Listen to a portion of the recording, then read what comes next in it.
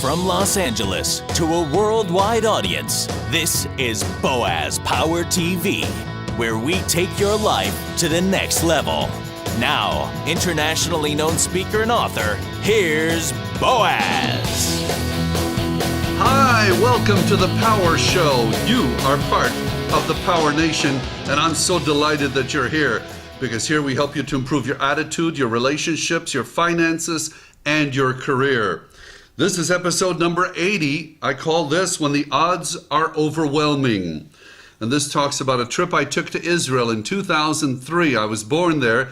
We immigrated to America when I was 9 years old, and I had not been back in 46 and a half years.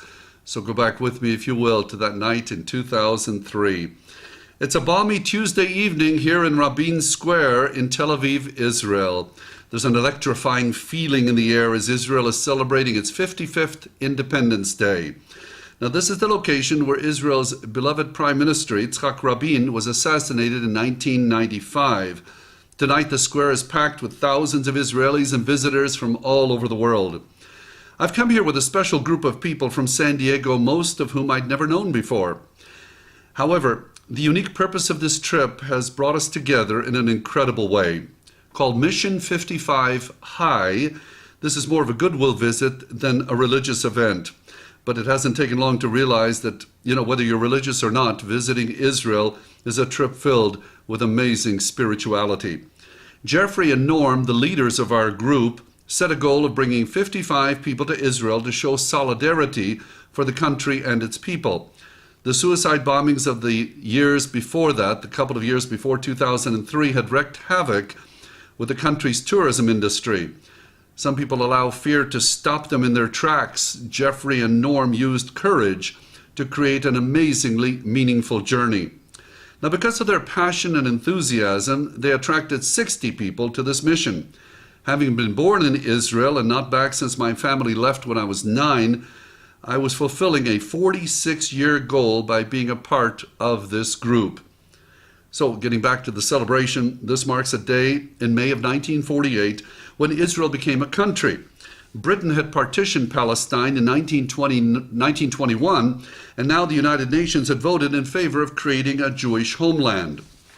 Following the Holocaust, it was between 1945 and 1948 that the Jewish people went from almost becoming extinct to fulfilling a Zionist dream that had eluded them for almost 2,000 years.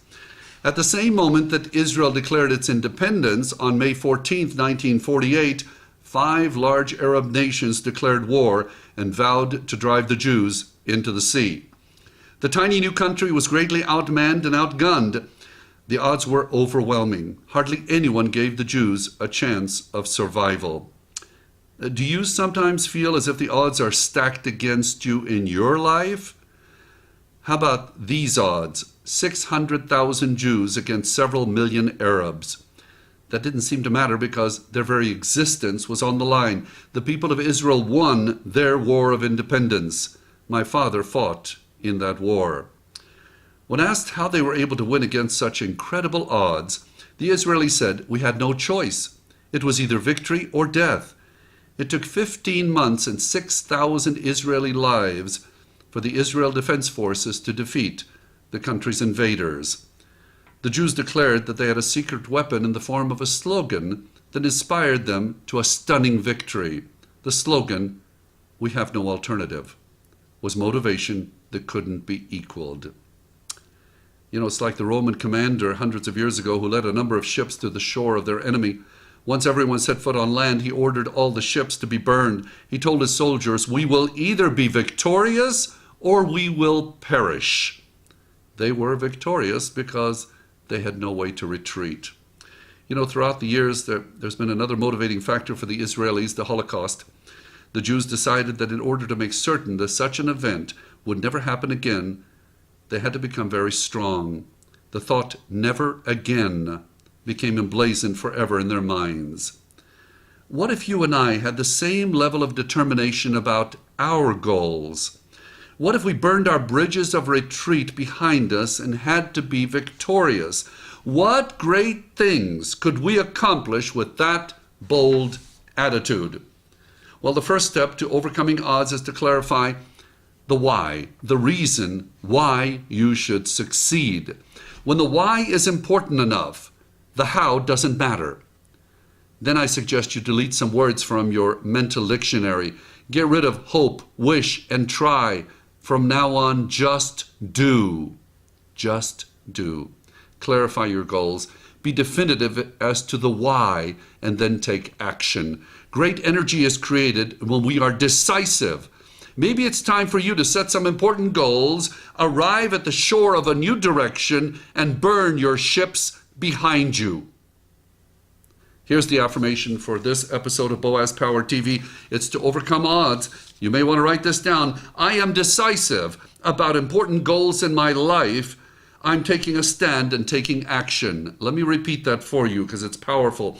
I am decisive about important goals in my life. I'm taking a stand and taking action. Thank you for joining me. You are special, you are unique, and if you like these messages, and a lot of people worldwide believe they're very beneficial, please forward this to 5 people you know. Ask them to go to my website, boazpower.com, and get them to subscribe free to these weekly broadcasts. Perhaps we can help them to also take a stand and take some action on some important goals.